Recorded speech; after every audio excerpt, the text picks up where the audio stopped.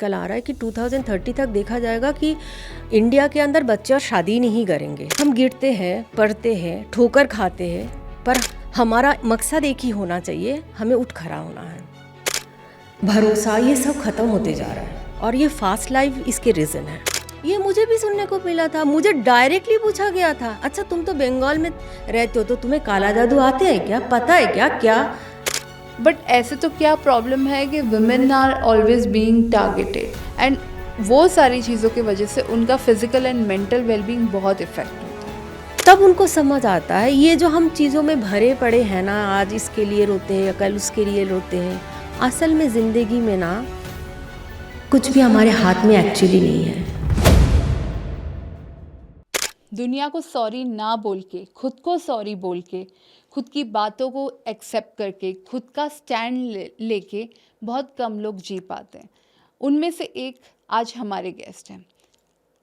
Hi, welcome to wellness talk by wellbeing Sutram, जहां हम इस पॉडकास्ट सीरीज़ में मल्टीपल गेस्ट को इनवाइट करते हैं जो ओवरऑल लाइफ के कई सारे पहलुओं को कनेक्ट करके वेलनेस पे ध्यान देते हैं, वेलनेस के लिए कुछ करते हैं।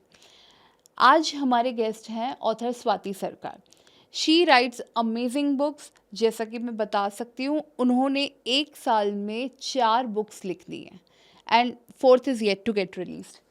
अब उनकी बुक राइटिंग जर्नी ही 50 साल के बाद स्टार्ट हुई। जब at 50s when she started writing, it was a healing for her.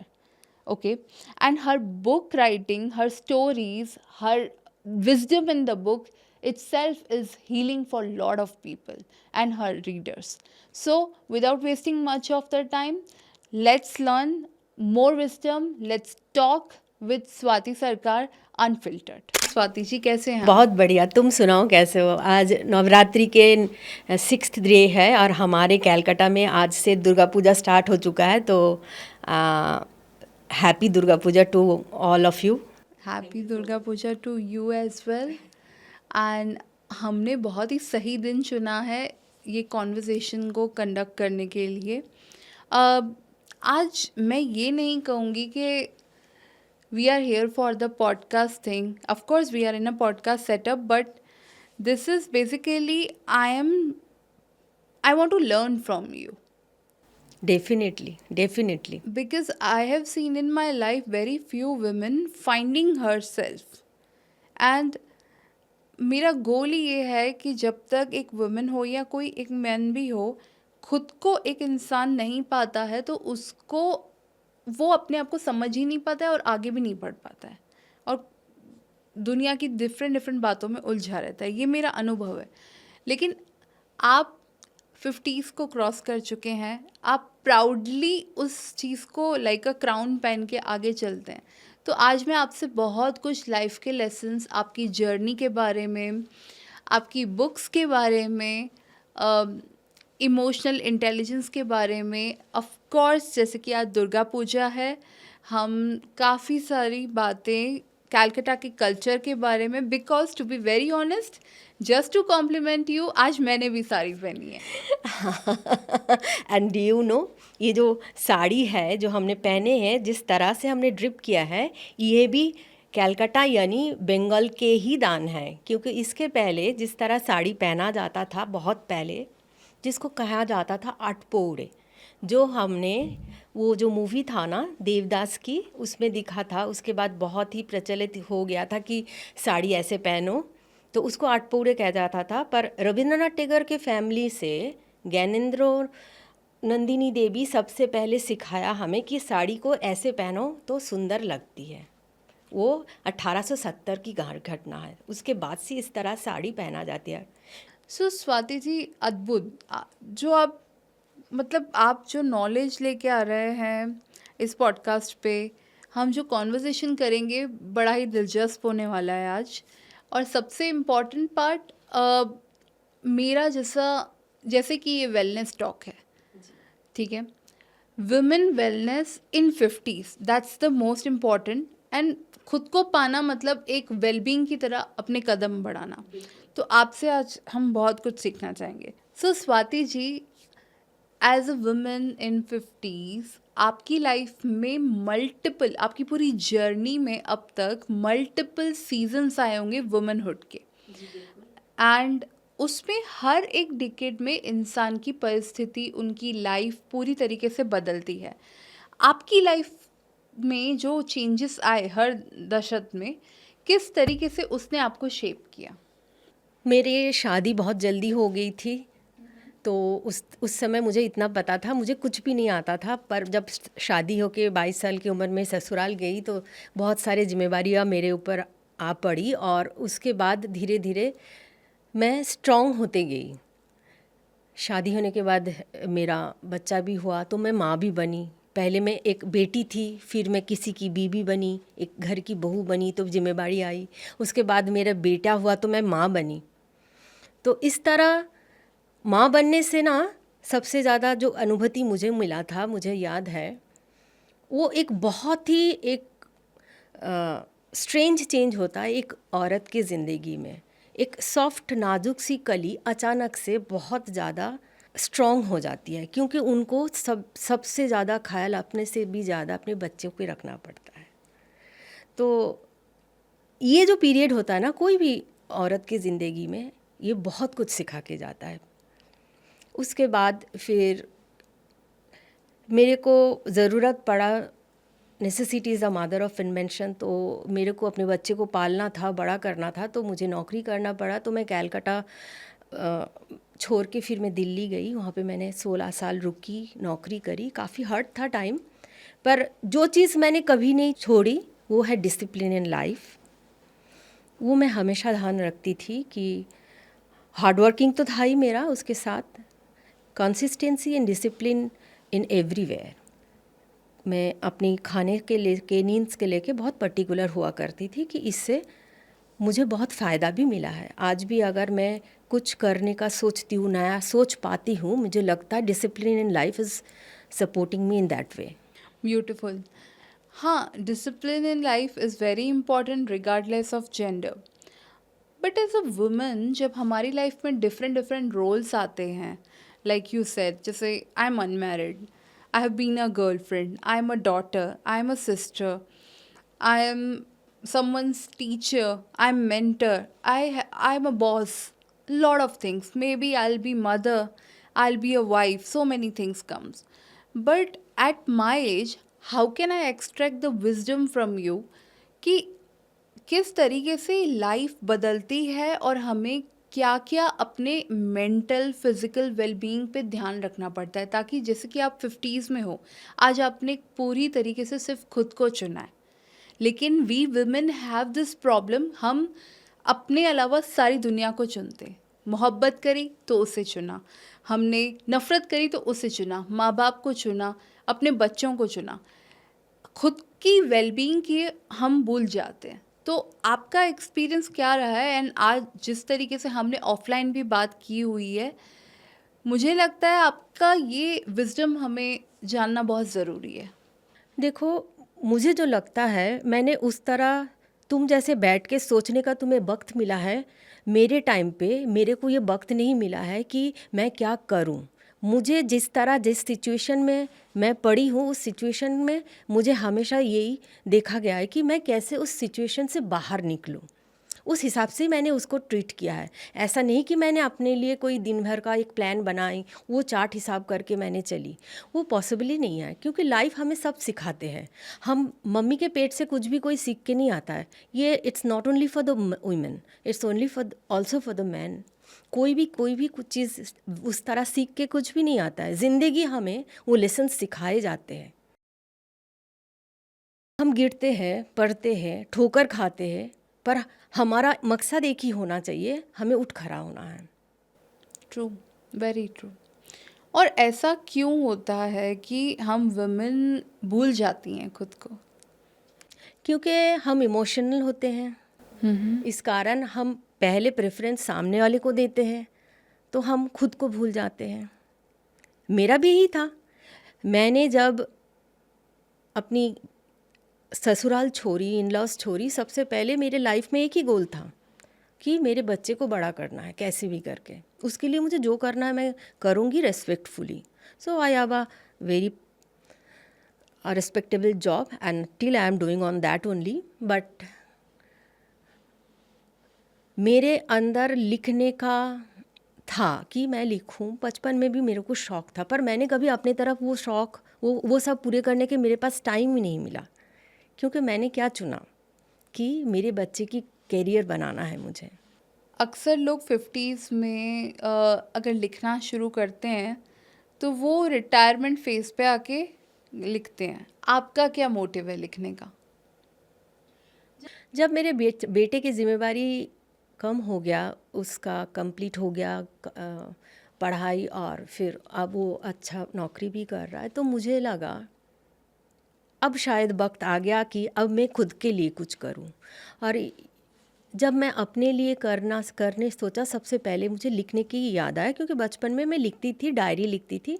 और एक बात तुम जानने से हैरान हो जाओगे, कहीं पे भी अगर बंगाल में तुम चले जाओ ना, किसी भी रैंडम 10 घर पकड़ लो, किसी के भी घर चले जाओ, हमारे कल्चर हेरिटेज में है ही ये कि सबके घर में एक आधा आपको सिंगर मिल जाएगा, कोई आपको पोएट मिल जाएगा या तो कोई आपको राइटर मिल जाएगा। तभी हम लोग कहते हैं ना कि Bengalis are like unpredictable, they are too talented.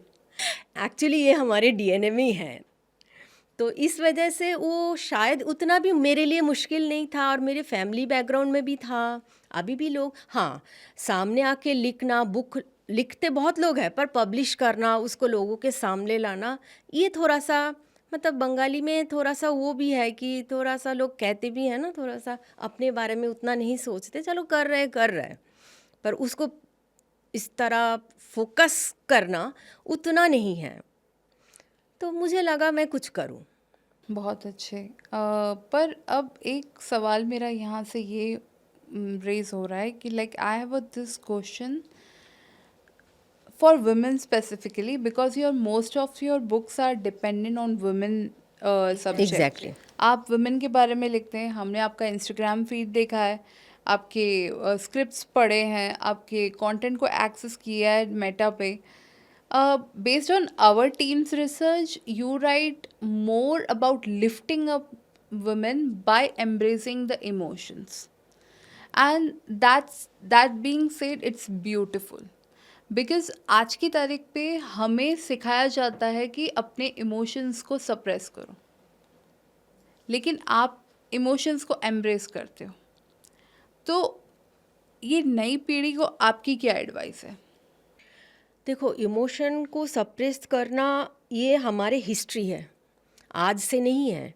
आज अगर तुम और मैं बैठी हुई हूँ इस तरह, आज एक पॉडकास्ट चल रहा है, 2 लेडी आमने सामने बैठे हुए हैं, इसके लिए काफ़ी लोगों की काफ़ी लड़ाई है, तब जाके आज हम 2 लेडी सामने बैठ के बात कर रहे हैं। इमोशनल सप्रेशन बोलो, एब्यूसमेंट बोलो, ये तो हर जगह पे, हर घर में, हर समाज के हर जगह पे है, पर उसके अंदर से कैसे खुद को निकाल के बाहर करोगे, ये लड़ाई तुम्हारा है। मेरे हर कहानी में मैं जब भी किसी लेडी के बारे में लिखती हूँ, मैं ना उस जगह पे खुद को लगभग बिठाती हूँ, और मैं सोचती हूँ अगर मैं होती तो मैं क्या करती उस जगह पे। इसलिए शायद जब मेरे कहानी कोई पढ़ते हैं तो कहते हैं बहुत रियल है, it's a very core emotions. तो मैं जो महसूस करती हूँ ना, मैं वही लिखती हूँ, इसीलिए वो चीज़ निकल के आते हैं। सो स्वाति जी, सोसाइटी में वुमेन को इतना डिसरिस्पेक्ट क्यों हैंडल करना पड़ता है? मैं इधर फेमिनिज्म की बात नहीं कर रही हूँ, because I myself don't believe in feminism, and but ऐसे तो क्या प्रॉब्लम है कि women are always being targeted, and वो सारी चीज़ों की वजह से उनका फिजिकल एंड मेंटल वेलबींग बहुत इफ़ेक्ट होता है। मेरे सवाल उल्टा है। मेरे सवाल है कि वुमेन क्या खुद अपने ख्याल रखता है क्या? सबसे पहले वो खुद को चुनता है क्या? You should choose yourself fast. अगर तुम खुद को नहीं चूज़ करोगे, अपने अच्छा खुद नहीं सोचोगे, तो दुनिया को क्या पड़ी है तुम्हारे बारे में सोचने का? तो सबसे पहले तुम अपना ख्याल रखो, अपना खाना टाइम से खाओ, जो आधातर लेडीज़ जो होते हैं ना, मम्मी बनने के बाद और नौकरी में भागने के बाद वो सब नहीं होता, कहता नहीं हो पा रहा है। तो उससे क्या होता है ना, उनके बॉडी पे इफ़ेक्ट होता है, उसके बाद स्ट्रेस होता है, ऑफिस के, काम के, घर के, सब स्ट्रेस मिला के फिर मेंटल एक स्ट्रेस इश्यूज शुरू हो जाता है। आधा से ज़्यादा औरतें 40 होते ना होते मतलब एजेड दिखने लग जाते हैं इसके कारण।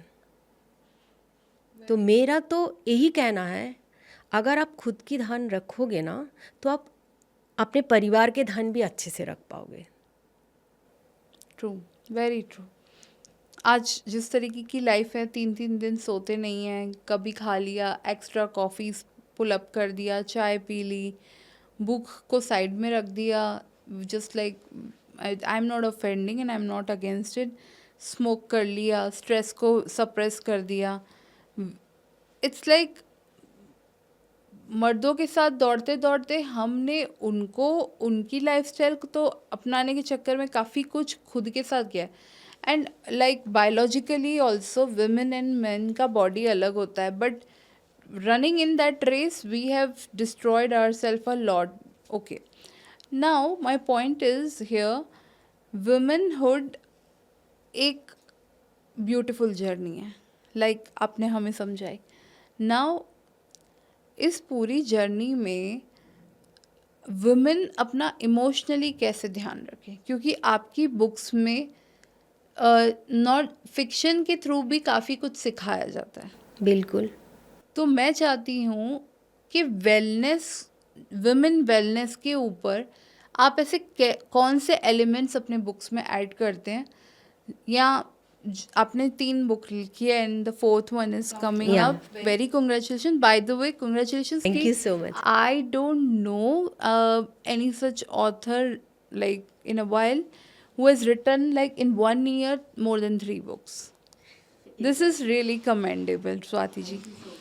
सो इसीलिए मैं ये जानना चाहती हूँ कि आपकी हर बुक एज अ हीलिंग है, उसमें वेलनेस का क्या बेनिफिट होता है? अगर मैं आपकी बुक पढ़ती हूँ, आई मीन न्यू जनरेशन में, आपको डायरेक्ट क्वेश्चन पूछ रही हूँ, आपकी बुक पढ़ने से मुझे मेरे वेलनेस पे कैसे इफेक्ट पड़ता है? I am a woman, I am a fast pace woman. सबसे पहले बोलूँगी कि मैं प्रॉब्लम लाती हूँ कि जो आज की जनरेशन वो प्रॉब्लम को, हालांकि कोई भी नहीं सीखता है, वो तो अलग बात है, पढ़ के कोई भी नहीं सीखता है, मैं तो ये सीख चुकी हूँ।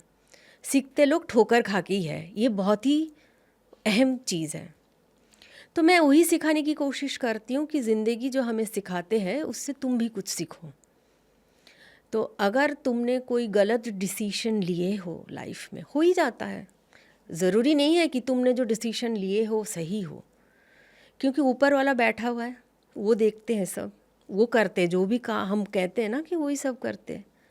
तो उस चीज़ से हम बाहर निकालने के लिए कैसे करें? तो मेरे लिए ये ज़रूरी होता है, मैं समझती हूँ जिस तरह मैं कहना चाहती हूँ, डिटैचमेंट विथ अटैचमेंट। अगर इस तरह अगर सोचा जाए, तुम सब कुछ करो, सब कुछ करो, तुम्हारे को जो भी रिस्पॉन्सिबिलिटी है वो सब कुछ करो, पर खुद को ऐसे रखो जैसे तुम पानी के ऊपर अगर एक बूंद ऑयल डालती है, जिस तरह वो जाते हैं ना, उस तरह अपने खुद को रखो कि हाँ, कंप्लीट भी तो कोई नहीं हो सकता, ये तो पॉसिबल ही नहीं है, पर डिटैचमेंट विथ अटैचमेंट अगर रखोगे ना तो तुम्हारा मेंटल सपोर्ट हमेशा बना रहेगा। ये मैंने सीखा है लाइफ से, तो मैं यही सिखाना चाहूँगी। स्वाति जी, एक सवाल ऐसा है, आजकल शादी करने से हम डर गए हैं, खुद को लेबल लगाने से डर गए हैं। मल्टीपल टाइप्स की शिप्स आ गई है मार्केट में, situationships, this ship, that ship, relationship, it's too much. I am a millennial, Gen Z का तो अलग ही कामकाज है, मुझे समझ ही नहीं आता। नाउ द प्रॉब्लम इज इतना कॉम्प्लिकेटेड, इतनी चीज़ें, और at the end of the day like being in 33, at the 33 I feel शादी नहीं करनी है। एंड मेरे जैसे ऐसी बहुत वुमेन एंड मेन हैं, they feel they don't want to get into any trouble like this, और लेबल नहीं लगाना है। रीज़न ये है कि जो breakups, quick switching the partners and divorce हो रहा है, वो सब हो क्यों रहा है? सडनली ये बहुत हाइप आ गया है, not just in India, all over the world. ऐसा क्यों हो रहा है? What do you think? देखो, ये तो ह्यूमैनिटी के ऊपर सवाल आ गया ना फिर, क्योंकि लोगों के अंदर के ट्रस्ट, भरोसा, ये सब ख़त्म होते जा रहा है। और ये फास्ट लाइफ इसके रीज़न है मेरे कार मुझे जो जितना समझ आता है। तो लोग कमिट करने से डरते हैं क्योंकि चॉइस बहुत है। कमिट कर भी लेते हैं तो ठीक है, वो निभा नहीं पाते हैं। तो इसलिए एक दूसरे के ऊपर कोई ट्रस्ट नहीं बन पा रहा है। ट्रस्ट नहीं बन पा रहा है तो आगे बढ़ने के लिए सोच भी नहीं पा रहा है। जो वेस्टर्न कंट्रीज़ में बहुत पहले हुआ था, आज इंडिया में हो रहा है। रीज़न तो वही है ना। पर इस रेशियो को कम किया जा सकता है क्या है? Because it is actually becoming a trauma centre which is critical as heart attack for person. या मैंने भी सुना है, बहुत सारे जर्नल्स भी इस बारे में आजकल आ रहा है कि 2030 तक देखा जाएगा कि इंडिया के अंदर बच्चे और शादी नहीं करेंगे। शादी करना इनफैक्ट अभी शुरू हो गया कि शादी करना प्रेफर ही नहीं कर रहा है। पर क्या तुम खुद को बदलने के लिए तैयार हो? देखो, सबसे ज़्यादा जो प्रॉब्लम आ गया है, मुझे जो लगता है, पेशेंस ख़त्म हो गया है। चाहे वो लड़का हो चाहे वो लड़की, मैं किसी कोई जेंडर को यहाँ पे लाऊंगा ही नहीं। पेशेंस ख़त्म हो गया है। कॉम्प्रोमाइज़ जो चीज़ लोग एक्सपेक्ट करते थे, आज तक वो शादियाँ चलते क्यों थे? क्योंकि वो कंधे दो एक को घर पे रखा जाता था जिसका नाम बीबी हुआ करता था। वो बीबी जो है कॉम्प्रोमाइज़ पे कॉम्प्रोमाइज़ और सैक्रिफाइस पे सैक्रिफाइस करा जाता था। इसलिए वो मुंह बंद करके जो भी बोला जाता था वो करती थी, तो इसलिए वो शादियाँ चलती थी। आज के लड़कियाँ क्यों करेगी? मुझे तुम समझाओ। हाँ, because They are independent. Yes. They are educated. They knows their wealth. They knows their values. तो क्यों करेंगे? कॉम्प्रोमाइज़, सैक्रिफाइस क्यों करेंगे? और मुझे भी नहीं लगता है कोई भी शादी हो, रिश्ता हो, कुछ भी हो, जस्ट बिकॉज सोसाइटी क्या सोचेंगे, सोसाइटी क्या समझेंगे, ये सोच के मैं उसको चलाऊं। You should choose yourself first. तुम क्या चाहते हो, दैट इज़ वेरी इंपॉर्टेंट। तुम डिप्रेशन की गोली खाते जा रहे हो, जाते रहो ये सोच के कि नहीं भाई मुझे ये शादी चलानी है, नहीं मुझे तो ये रिश्ता चलानी है, नहीं तो मेरे बच्चे का क्या होगा, नहीं तो सोसाइटी मेरे को लेवल दे देंगे, मैं डाइवर्स हूँ, ये सोच के अगर चलोगे तो बहुत मुश्किल है। सोसाइटी तुम्हारे बच्चे के बिल नहीं भरते हैं। भरते हैं क्या? स्कूल के फीस भरते हैं? तुम्हारे लिए रोटी कमा के देते हैं सोसाइटी? नहीं ना। आज तुम्हारे टाइम पे तुम लोगों ने 33 के उम्र में शादी नहीं किए हो। मैंने 28 की उम्र में शादी से बाहर आ चुकी थी। तब तक मैं एक माँ भी बन चुकी थी। पूरी जिम्मेवारी मैंने खुद निभाई। और मेरे बेटे ने गर्व से कहते हैं, मम्मी तुमने बहुत अच्छा डिसीजन लिया था कि तुमने इतनी जल्दी डाइवोर्स की डिसीजन, मुझे पता भी नहीं चला। उसको 3 साल की उम्र में मैंने डाइवोर्स की डिसीजन ली थी।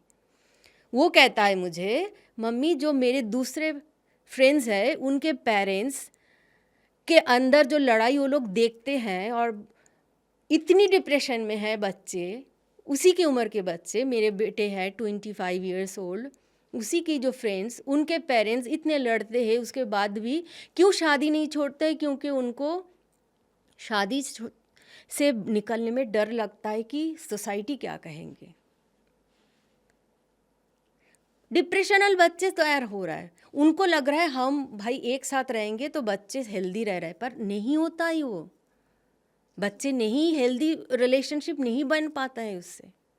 स्वाति जी, आज जो हम शादी नहीं करते हैं या ये चॉइस है हमारी कि हमारे वेलबींग के लिए हम एक सिंगल लाइफ चूज़ करते हैं, नॉन लेबल्ड लाइफ चूज़ करते हैं, which is not easily acceptable in Indian society specially.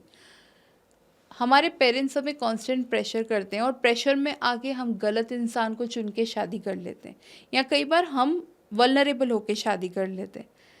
तो फिर डिवोर्स तो होना ही है, ये हमारी जनरेशन समझती है। और वो आपने भी बताया कि हम खुद को नहीं समझते, खुद को एक्सेप्ट नहीं करते। पेरेंट्स को क्या आप एडवाइस देना चाहते हो आपके बुक्स के थ्रू, आपके कंटेंट के थ्रू? देखो, शादी एक ऐसे बंधन है, वो तो किसी के ऊपर प्रेशराइज करके करना ही नहीं चाहिए। वो तो मैं हर पेरेंट्स को कहती हूँ कि अच्छा बच्चे बड़े हो गए, उनको शादी की उम्र है, वो हो गया है करके शादी कराओ, कैसे भी करके, ये तो मत कराओ। सबसे पहले बच्चों को समझने दो कि वो क्या चाहता है। उसके बाद मैं यही कहूँगी कि पेरेंट्स को समझना ज़्यादा ज़रूरी है कि वो अपने खुद की बिहेवियर कैसे कंट्रोल करे कि एक बच्चे का एक हेल्दी एटमॉस्फेयर बने उसमें बड़े होने के लिए, वो बहुत ज़रूरी है। True, true. आजकल कॉर्पोरेट लाइफ इतनी फास्ट हो गई है। I am sure you will be writing a book on that as well. अब लाइफ, वुमेन की लाइफ मल्टीपल चीज़ों को हैंडल करने में जा रही है। No doubt men also support them, but there are lot of single mothers, there are lot of single women who doesn't have partners to support them in their day to day lives like that. आपकी books के through और multiple चीज़ों के through what do you want to convey?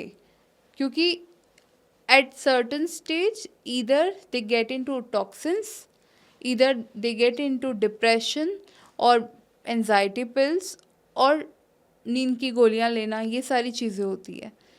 So singlehood को एक pride की तरह कैसे जिया जाए?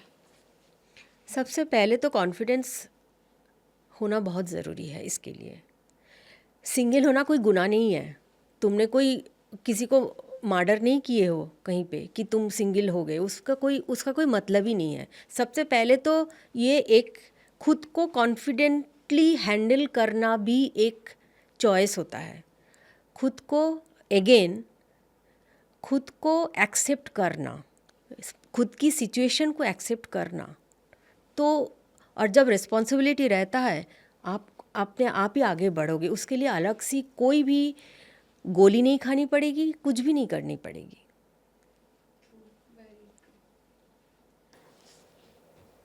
थोड़ा सा स्वाति जी हमें इमोशनल इंटेलिजेंस के बारे में बताइए। इमोशनल इंटेलिजेंस के लिए तो मैं वही बोल सकती हूँ, डिटैचमेंट विद अटैचमेंट। मेरे ख्याल से वही सबसे अच्छा चीज़ होगा। अगर वक्त रहते हैं हम समझ जाएं, उतना कैपेबल हो जाए और दूसरों से एक्सपेक्ट करना छोड़ दे। That is the main issue in relationship.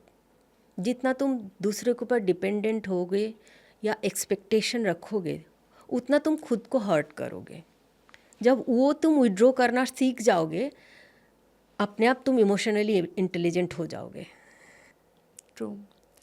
चलिए स्वाति जी, आज इस दुर्गा पूजा का पहला दिन है। I would be interested to know somewhat more about Kolkata, the culture of Kolkata. You're already smiling about it. So the first question would be, uh, why Bengali women are so bold? अच्छा, Yeah, I mean, they are extremely attractive. They are very bold in choosing the right things and take the ownership as well. Even if they choose wrong, they take the ownership. Why? But bold is not what I consider के cleavage दिख रहा है या क्या, not that way. They feel themselves very sensuous, they feel themselves very bold, and they have a amazing, like, I don't know, but the art of seduction. Tell me about it. देखो, मुझे जितना मेरे Bengalis के history के बारे में पता है, उससे मैं इतना तुम्हें बोल सकती हूँ कि बंगालीज़ इंडिया के अंदर वेस्ट कैलकाटा, स्पेसिफिकली वेस्ट बंगाल, सबसे पहले मॉडर्न हो चुका था। क्योंकि Calcutta was the capital of East India, British capital from 1772 to 1911। उसके बाद दिल्ली में शिफ्ट हुआ था, ब्रिटिश की कैपिटल। उसके साथ था फ्रांस। तो ये दो सभ्यता जो है, इसके बहुत ज़्यादा इम्पैक्ट पड़ा था कल्चरल हमारे जितने भी चीज़ें हैं उसके ऊपर, आर्ट, कल्चर, लिटरेचर सब वहीं से आया था हमारे। उस समय द फादर ऑफ रेनेसांस बोला जाता है राजा राममोहन रॉय, उसके बाद विद्यासागर जी, इन्होंने लेडीज़ को घर के बाहर निकाल के उनको ज़बरदस्ती कैसे पीछे पड़ पड़ के उनको पढ़ाया जाए, उनको बड़ा करा जाए। क्योंकि उस समय क्या होता था, एक ही चीज़ हुआ करता था कि शादी करा दो। अच्छा 10 साल का हो गया, 12 साल के अंदर अगर बच्ची की शादी नहीं तो तुम्हें तो समाज से निकाला जाए, पूरे परिवार को समाज से निकाला जाए। और बहुत ज़्यादा उस समय उन सब प्रेशर्स के चलते हुए तो समाज सेवक के हिसाब तौर से विद्यासागर महाशय की बहुत ज़्यादा इसमें इम्पोर्टेंस है। तो उन्होंने अपनी ज़िंदगी का मुहिम बना लिया था कि ये जो विधवा विवाह भी उन्होंने स्टार्ट किया था। तो तभी से अगर मानो मिडल ऑफ 19th सेंचुरी से वेस्ट बंगाल में लेडीज़ जो होते थे वो इंग्लिश वेस्टर्न कल्चर सीखना शुरू कर दिए थे, क्योंकि वहाँ पे था, सोसाइटी के ऊपर पे था, उस तरह के चौल था। सबसे पहले डॉक्टर, जो लेडी डॉक्टर कादम्बिनी गांगुली, वो भी कलकत्ता से निकली हुई है। तो इस वजह से वही है, हिस्ट्री हमारे को दिया है ये सब चीज़।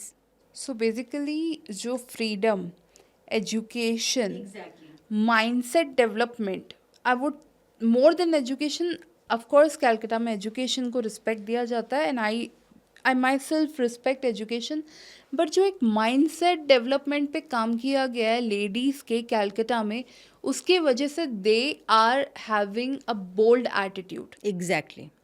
और यहाँ पे मैं कह सकती हूँ, यहाँ पे बहुत ज़्यादा सपोर्ट रहा है मेन का ही, नहीं तो नहीं कर सकते थे। मेरा इसी से एक और क्वेश्चन है, आजकल बॉलीवुड में या मूवीज़ में हर जगह पे कलकत्ता वुमेन की बोल्डनेस, उनकी सेंशुअलिटी, उनकी सेक्सीनेस, ये सारी चीज़ों को ज़्यादा हाईलाइट किया जाता है, उनकी सुंदरता को। बहुत कम ऐसा स्क्रिप्टिंग, ऐसी फिल्म्स बनी है जहाँ एक्चुअली कलकत्ता की वुमेन का रियल कैरेक्टर को बताया गया है। बोल्ड मीन्स ऑब्सीन ऐसा नहीं है, राइट?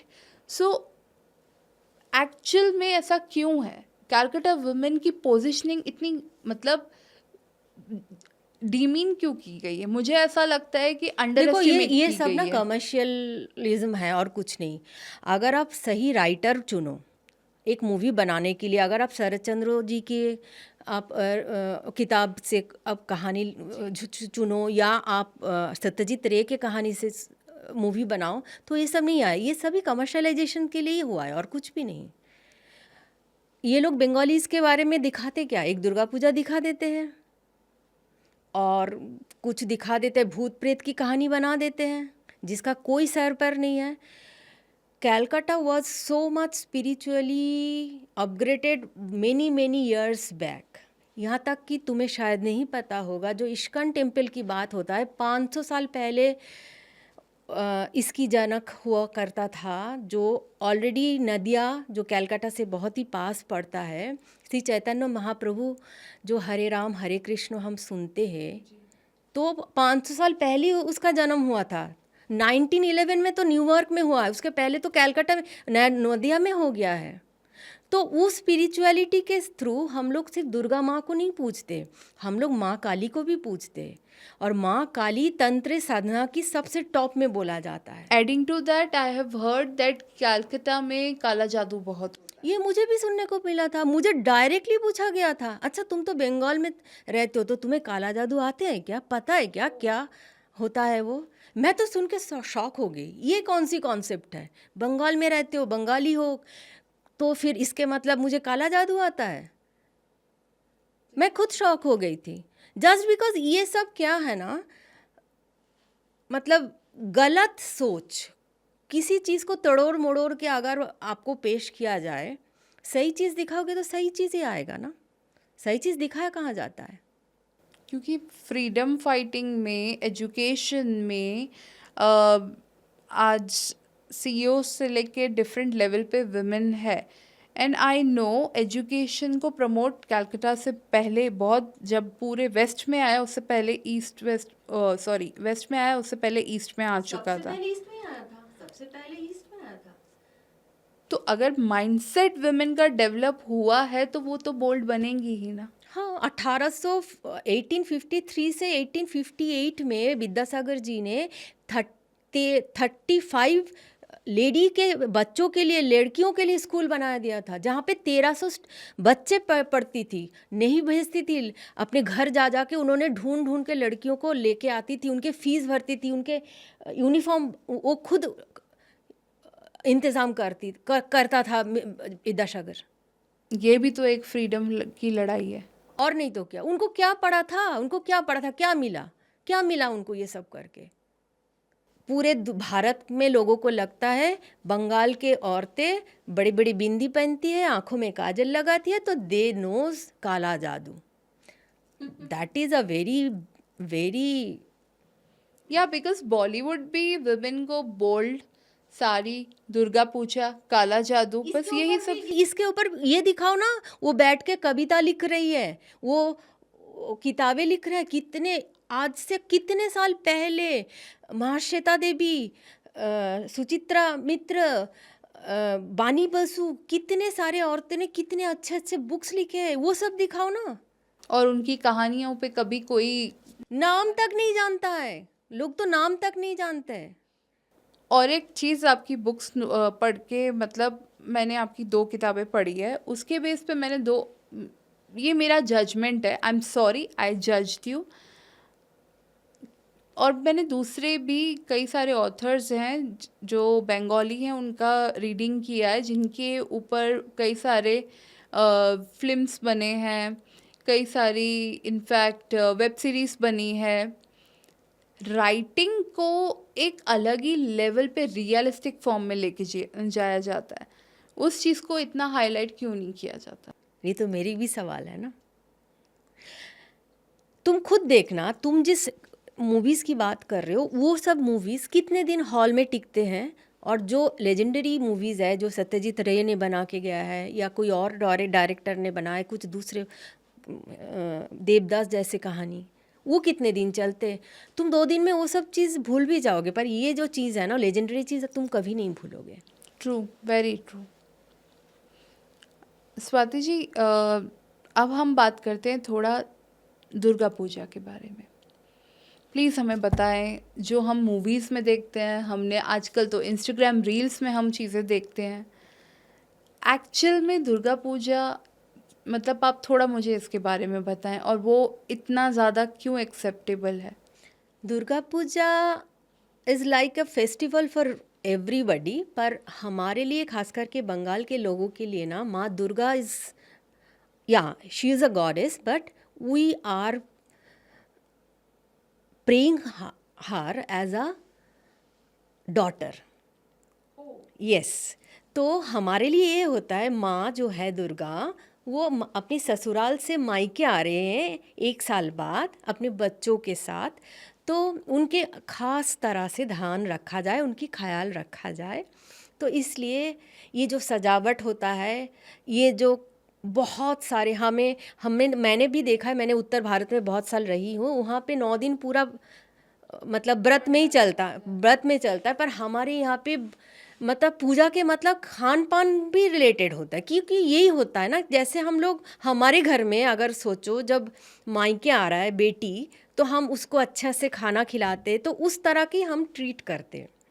2021 में यूनेस्को ने दुर्गा पूजा को integral cultural heritage of humanity का अवार्ड देने के बाद, दुर्गा पूजा का जो आर्ट का जो इतनी मात्रा में जो इसका जो वर्सिटैलिटी दिखा जा रहा है, और ये तो मैं सबको कहती हूँ, सबको जहाँ पे भी मैं जाती हूँ, एक बार हर कोई साल में एक बार ना एक बार कहीं तो एक छुट्टी लेके कहीं ना कहीं घूमने जाती है ना, एक बार दुर्गा पूजा में कलकत्ता में ज़रूर जाइएगा। ये 5 दिन कलकत्ता एक आर्ट गैलरी बन जाता है। आपको यकीन नहीं होगा कि आर्ट जहाँ पे आप सोच ख़त्म कर देते हो ना, बंगाल के लोग वहाँ से सोचना शुरू करते हैं। पर बहुत दुख की बात, मैं बीच में 2 साल कलकत्ता में रही हूँ और मुझे पता चला बंगाल में अब बंगाली है ही नहीं। Only 40% Bengalis are there only. पर हाँ, दुर्गा पूजा में तो सब जाते हैं, घर जाते। मेरे को इस बार मौका नहीं मिला, पर जो जहाँ पे भी रहते हैं कोशिश तो ज़रूर करते हैं दुर्गा पूजा के 5 दिन कलकत्ता में ज़रूर रहें। स्वाति जी, थोड़ा कलकत्ता के लिटरेचर के बारे में बताइए। कलकत्ता के लिटरेचर के बारे में या अब तुम्हें बंगाल के लिटरेचर के बारे में था? बंगाल के लिटरेचर के बारे में तो हमारे गुरुदेव रविंद्रनाथ टैगोर से ही शुरू होता है, शरत चंद्र जी होता है, बंकिम चंद्र चट्टोपाध्याय होता है, उसके बाद सत्यजीत रे होता है। तो हमारे शुरुआत में ना सबकी शुरुआत में सिर्फ संस्कृत एक लैंग्वेज हुआ करता था, देवनागरी। ईश्वर चंद्र विद्यासागर जी ने कोशिश करके उसको लोकल लैंग्वेज में ट्रांसफ़र करने के लिए बंगाली लैंग्वेज शुरू किया, क्योंकि उस समय लिखने वाली बंगाली होता ही नहीं था, उस समय बोलने वाली बंगाली होता था, वो लिखा नहीं जाता था। तो उन्होंने ट्रांसलेट करके उसको बंगाली वर्जन, बंगाली शब्द की जन्म दिया है उन्होंने। उसके बाद बंगाल के कल्चर और हेरिटेज के ऊपर जो ब्रिटिश का और फ्रांस का, इसके अलावा पोर्तुगल का, डच का, इन सब लोगों के जो पूरा एक के बाद एक रेफरेंस गया है, उसी से वो इतने ज़्यादा फ्लावरिश हो पाए हैं। That's amazing. It's like amalgamation of different scripts and literature. Exactly और उस समय ब्राह्म समाज बोल के भी एक समाज की प्रतिष्ठा हुआ था, जहाँ पे एक्चुअली ना मद्रास में भी लेडीज़ के लिए, बच्चों के लिए पढ़ाई बहुत वही एक ही टाइम पे शुरू हुआ था। पर मद्रास में क्या हुआ था, वहाँ पे लो कास्ट बच्चों को उठाया जाता था, पर यहाँ पे कलकत्ता में एलिट क्लास को चूज़ किया गया था, जिसके लिए ये जो बहुत ज़्यादा कास्ट की जो प्रॉब्लम थी ना, उससे बचने के लिए एक नया एक समाज बनाया गया था, जिसका नाम था ब्राह्म समाज, आर्य समाज जिसको कहता है। तो उसके जो लेडीज़ होते थे वो पढ़ लिख के गाना गाते थे, सब कुछ करते थे, तो उनको अच्छे नज़र से देखा भी नहीं जाता था। जो आज तुम कह रहे हो ना अभी भी बोल्ड क्यों है, तो उस समय से वो लोग, क्योंकि वो लोग वेस्टर्न कलकत्ता की कल्चर के साथ साथ वेस्टर्न कल्चर भी सीख रहे थे, फ्रांस के कल्चर भी सीख रहे थे। True. So it's like, bursting of flavors. Exactly. I get that right. Now, Swati ji, not little bit, actually, I'm interested, and our viewers and our listeners will love to know about your books. How come you got the inspiration to write? क्या आप born because we know about you, you are since more than 25 years से आप एक designer हैं, interior designer. How come writing? And that too in 50s.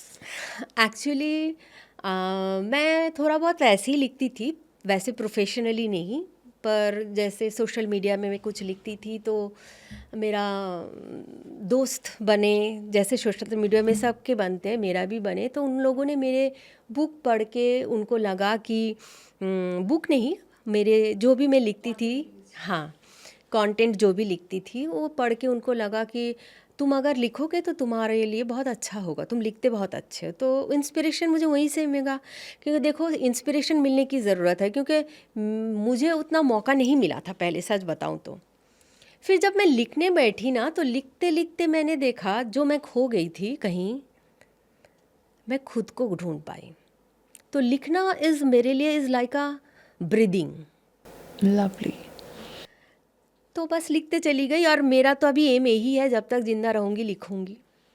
और हाँ, मैं ladies के लिए लिखती हूँ, इसलिए लिखती हूँ हाँ, ऐसा नहीं कि सिर्फ लेडीज़ के लिए लिखती हूँ। कहानी में तो देखो सभी लोग रहते हैं, पर प्रेफरेंस मेरे लेडीज़ रहते हैं, क्योंकि मैंने जिनको मेरे पूरे लाइफ टाइम में जिन लोगों को मीट किया है, मैं फॉर देयर प्रिवेसी रीज़न मैं उनके नाम नहीं लिख सकती हूँ, पर मैं अपने तरीके से उस जगह पे खुद को बिठा के क्या हो सकता था, क्या होने से हो सकता था, क्योंकि देखो होने को कोई नहीं टाल सकता, जो होना है वो तो होगा ही। True, very true.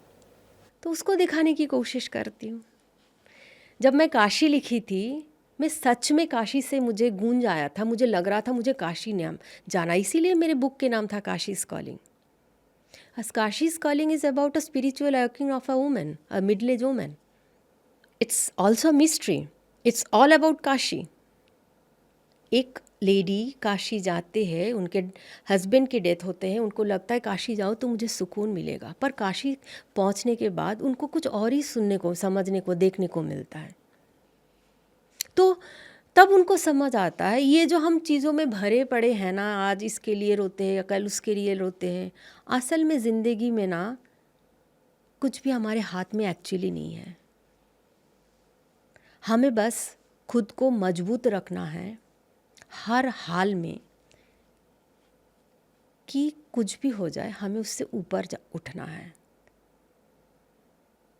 तुम गिरोगे ज़रूर, पर तुम्हें उठना भी पड़ेगा अपने साहस से, खुद पे ऊपर भरोसा करके. True, lovely.